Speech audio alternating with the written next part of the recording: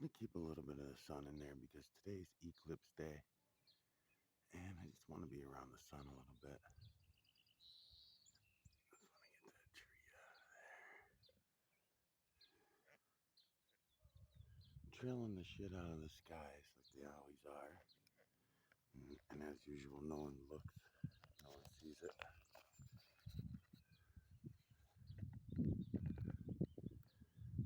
So maybe I'll come right here. Just want to keep that right in there just for the fuck of it. Let's see.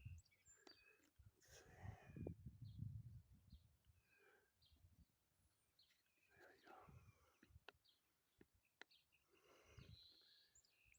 Can't see shit in the camera. Alright, there's the trees. Maybe that one right there. Maybe. I'll try it. I just want to be ready in case that comes through a little early. Is that already it? No. Is it? It is. It is. Shit. Is it? No, it's not. Or is it? No, it's not. Okay. It's hard because I got a lot of glare on my camera.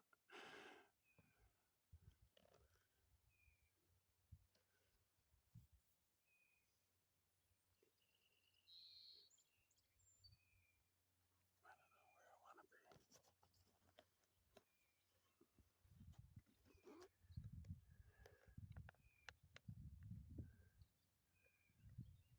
I guess I have to come all the way back out. Just a little bit.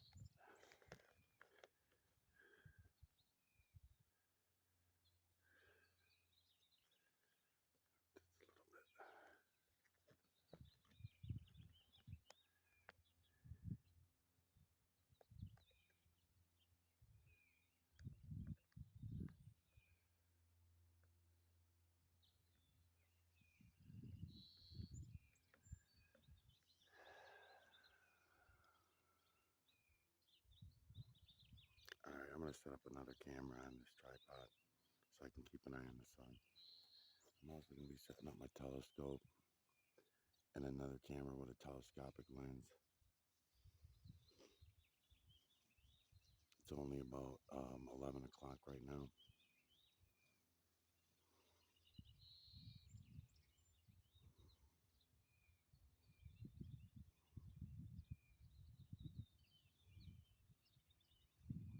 And it's not expected to be able to see anything in our area. This is one of the funny things too. Matter of fact, while I'm here,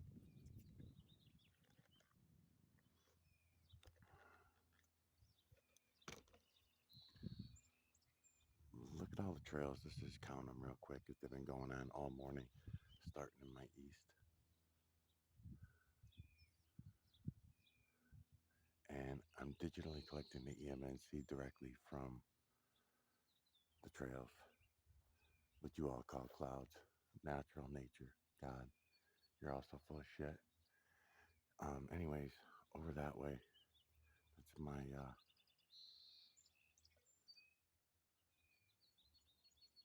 that's my east, actually. I was pointing to my west. Earlier, when I looked out the door, they were in my west. I'm sorry. Then now they're all around.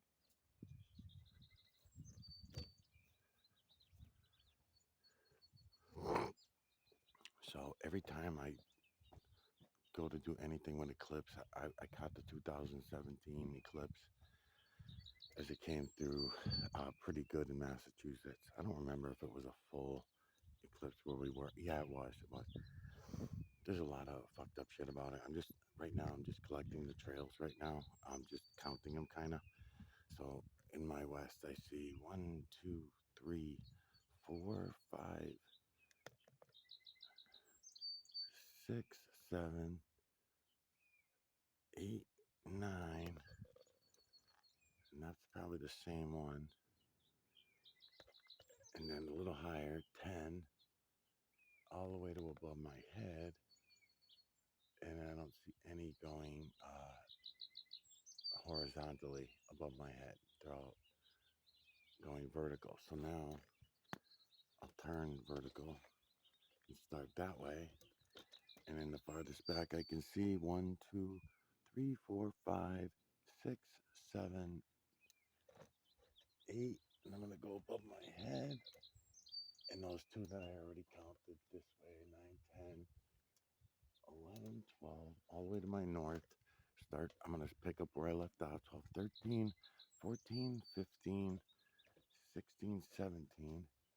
Ouch. So that's 17 times whatever the fuck I said the other one was. Okay, 17. Then over this way, I'll just stay in the route. 18, 19, 20, 21, 22, 23, 24, 25. And I can't see way into my west. Because they were heavy, this morning. And they dissipate and turn into what you call clouds rather quickly. 18, 19, 20, 21. I'd say about 21. So, what did I say it was that way? 7? 7 or 8 or something like that. So,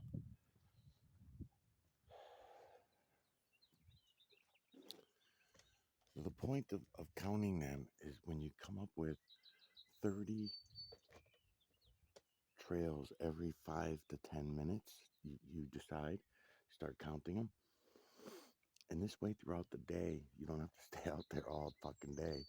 If you count 30 in your sky, in your view over wherever you are, and every 5 minutes now you stay there, let those dissipate, let them turn into either a milky white sky, a silver sky, or they will turn into what you call clouds. It depends on what they're dumping out of the jets. Depends on what the mixture is on that any given time.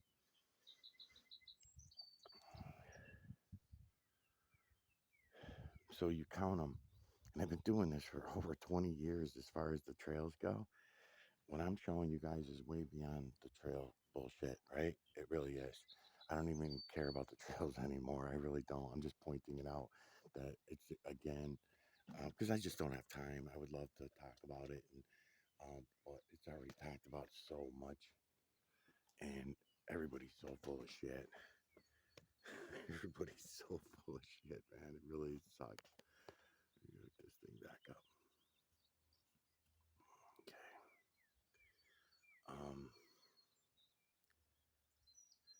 I guess I'll stay right here. Got the tree in there? Yeah, got the tree in there.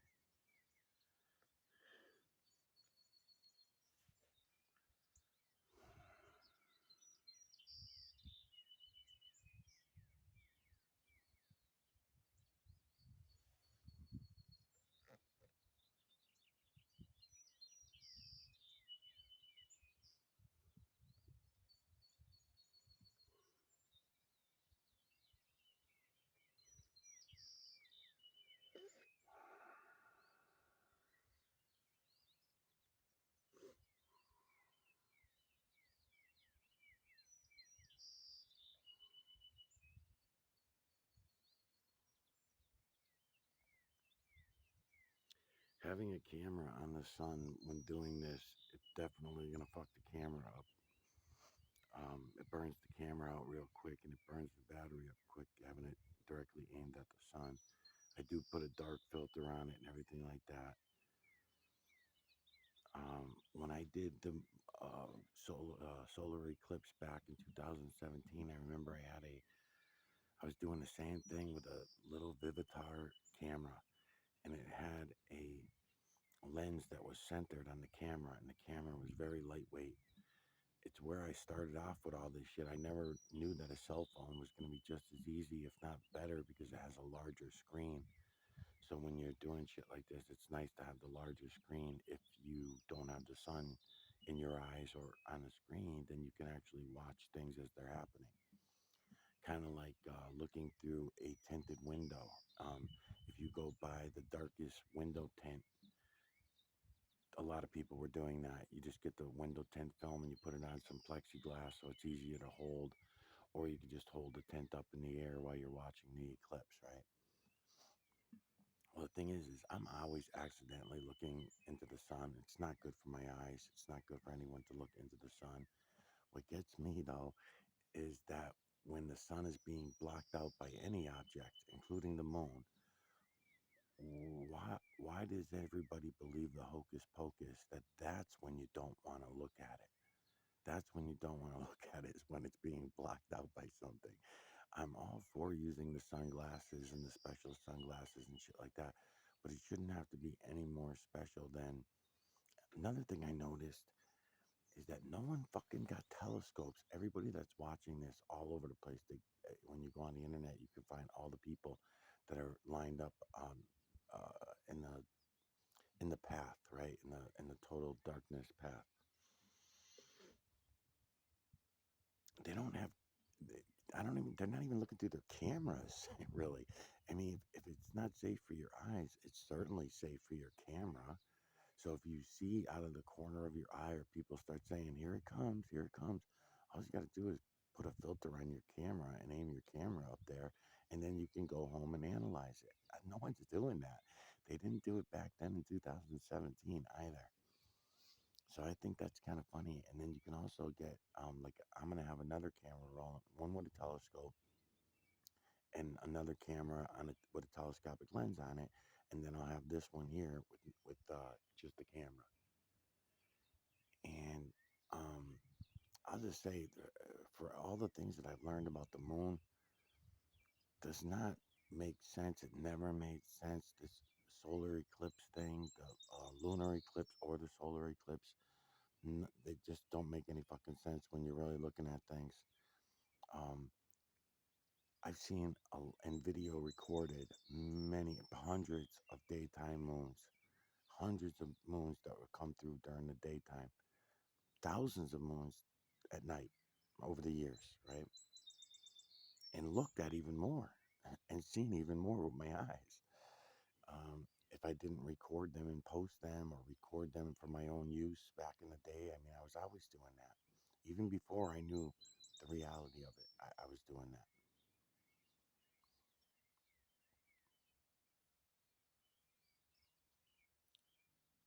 And there were always these questions that were not answerable unless you had a belief system. The same way you have to have a belief system in God, Christ, all the other religions. You have to have a belief in them because you're not going to prove them. The only evidence for them is your belief in them. Same thing with this outer space nonsense. Same fucking thing. And this is something else that they keep millions of people wrapped up in all this time. It's incredible.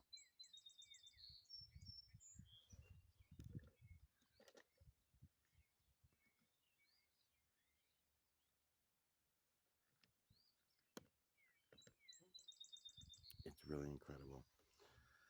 Um, Now that I know what the moon looks like, know what it really looks like, not the bullshit stories they tell us, not the even the truth that they tell us about the moon. It's hidden in plain sight, and they won't allow us that truth. Okay. In other words, the true creator's imagery, making up that moon, a moon that was put there by the false creator slash creator to work in it for specific reasons. Number one, a clock. Number two, an electromagnetic nanocarbon regulator. I don't know, maybe many other uses as well.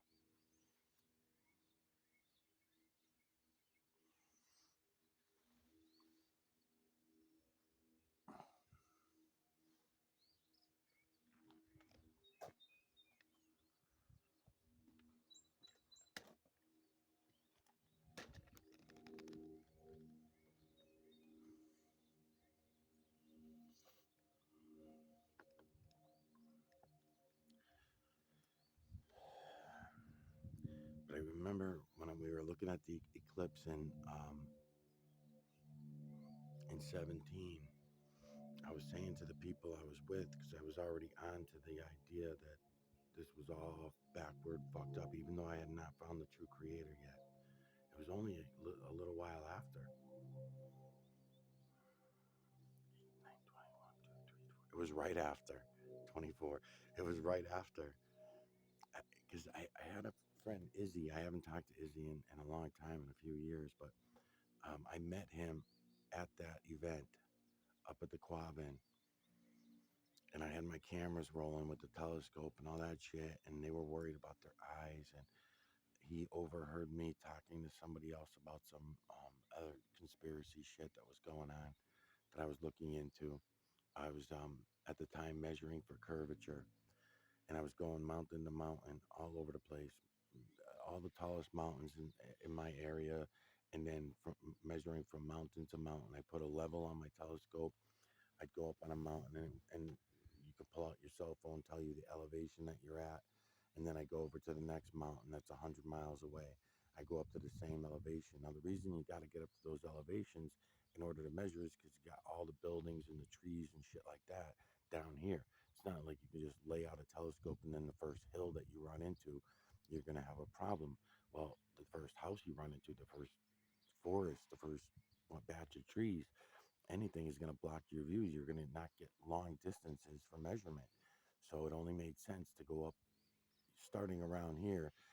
Top you're going to go is, Mount Tom. I believe Mount Tom is 900 feet. And then the Quabbin has several peaks in the Quabbin that were 1100. And I think the biggest one was 25. No, no, no. No, no, no. Maybe 1100 to 1200 feet, I would say, in the Quabbin. And then Greylock, you had to go to Greylock, and I think Greylock was 3,500 feet or something like that. And then there were some other smaller ones, smaller than Greylock, that is, 2,500. So you had to. So what I did was I still have the map. I'll pull the map out someday and laugh at myself about it because it was funny. And then everybody thinks that you're fucking nuts for even considering such things. But I tell you what, I'm not listening to anybody anymore about anything. I'm not listening. I went and saw for myself and measured for myself, and all I had to do was do. I'll let you know for sure when I get the map up, but I want to say a 300-mile radius all around where I lived, and that's about it. And then as soon as I reached that point, when you look at the map, you can see all these lines stretching out mountain to mountain on the map. Those are the mountains that I measured from mountain to mountain to see if there was any kind of curvature. 8 inches per mile square. There was not. There was not. There was a little bit of fluctuation up and down, but not enough over that amount of miles away to convince me that we were living on a ball, nor am I convinced that we're living on a flat surface. Because I also proved at the same time that what they're calling flat is not flat at all. There's mountains, hills, valleys all over the fucking thing. So to say that this mass that we live on is a ball is false. To say that it is flat is false. They're never going to give you reality. They just keep giving you twisted lies in every direction. They love it. They love it. Who's they? They is us. They is we. Lying motherfuckers. We all lying motherfuckers. All of us.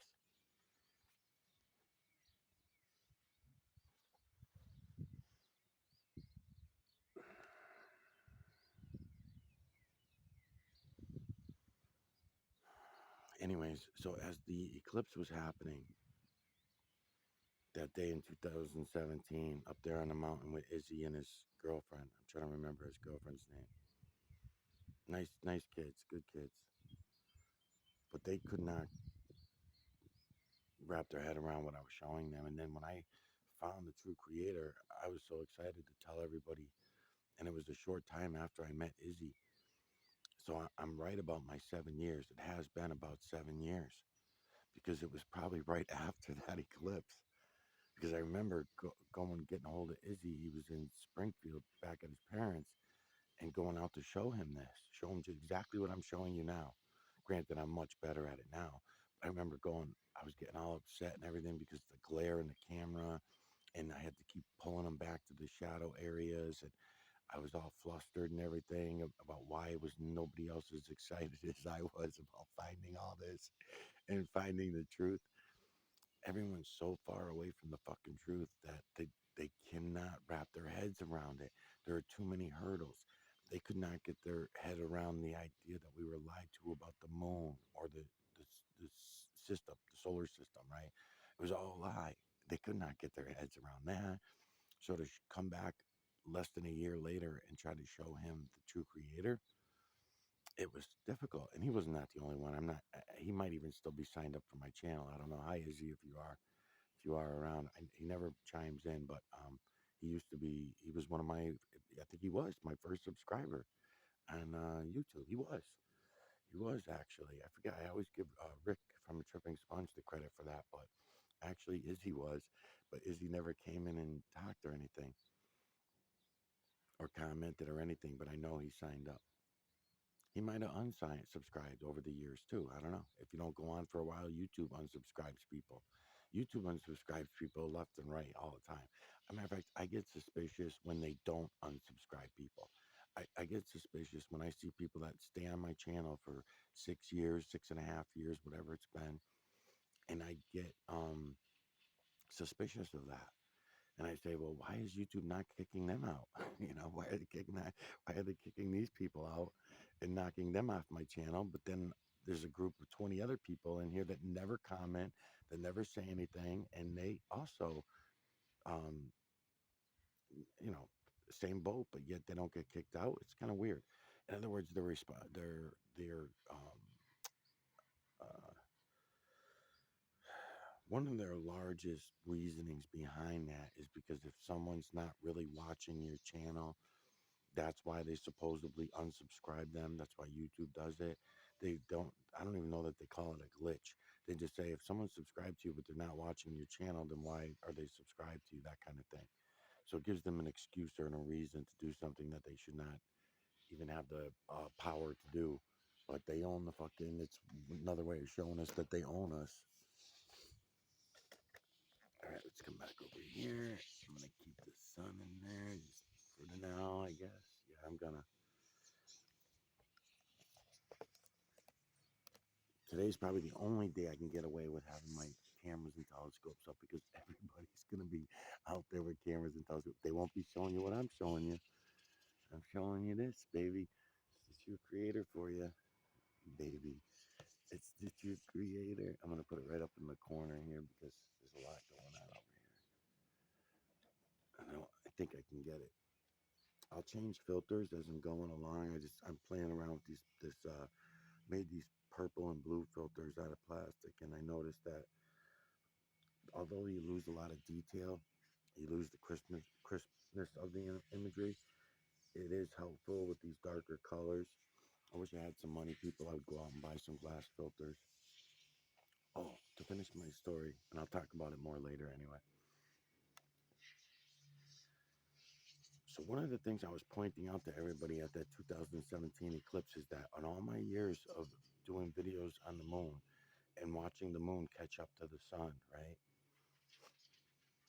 I can clearly see the moon as it's approaching all through the fucking sky.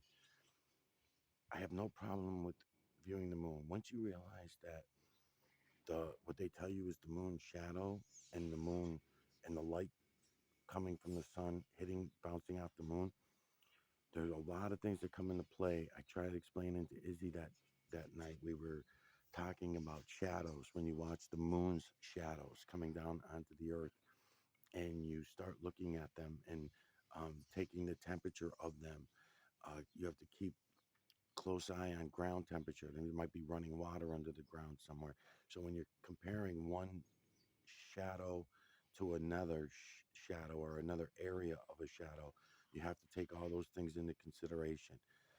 Some people that were doing it at the time had heat sources coming out from their homes or coming out from buildings that they were close to within 100 feet or something. Some of them had wires running underground, which were giving off radiated heat coming from the thick electrical wires that were running heavy voltage, that kind of thing, right? So there's all these different instances that were giving false results on that. So you have to do it the proper way, but when you do it the proper way, you do notice a difference in temperature. It can never be totally resolved because there are so many variables that would come into changing the temperature.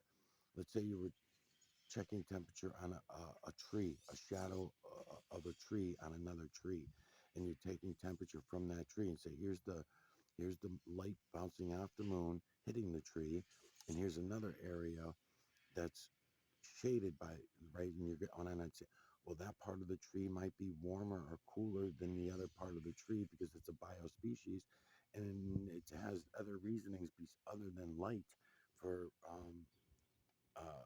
for heat causation. So there's all these different things that would come into play. So it got kind of like, all right, fuck it. That's why the things that I'm showing you guys about the moon is visual. We can see it. What I'm showing you here in the clouds is visible. We can all see it. What I'm showing you in the water, the rocks, the stones, the human skin, all the other places I'm showing it to you, places that preferably do not contain human influence, we can see it with our own eyes.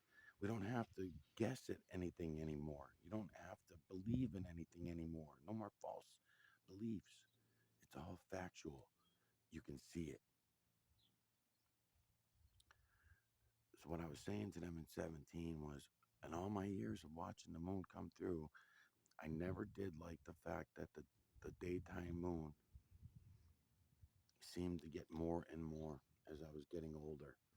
And by the time I really got into the moon, 10 years ago, 15 years ago, when I really started getting into it a lot more than going out a couple times a year. And I was going out and catching every moon that I could, right?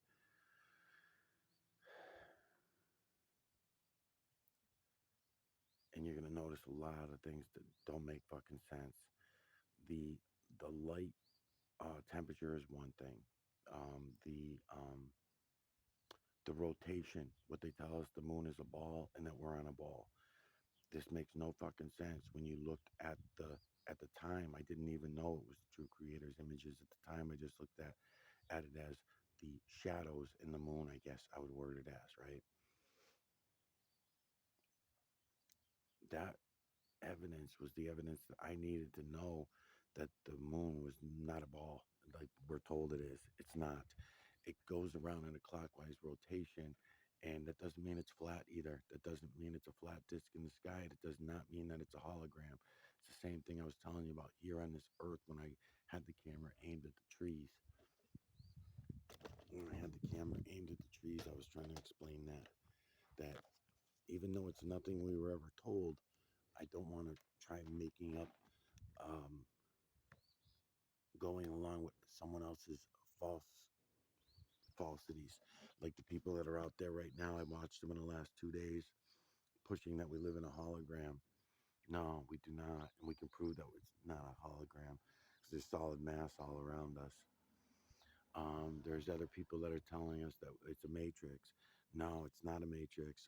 For a lot of reasons, it's not a matrix, but one of the biggest ones is the matrix is square pixels. Matrix is a human downplay of the true creator's work. It's just a movie. Those are just actors and people that write books and all human influence. In other words, lies. Just lies, lies, lies to distract you from what you can see for yourself. So I like to bring up the pixels of the matrix idea because the pixels in the true creator's work are triangular pixels, always, at all times. At all times. Even those pixels that they're building in the computers using squares, those squares are built by the true creator, and the true creator's builders are triangular. You have to look for them and you'll know them and you'll see that all. I don't use that at any time because I don't like using anything that anyone would perceive to be something with human influence.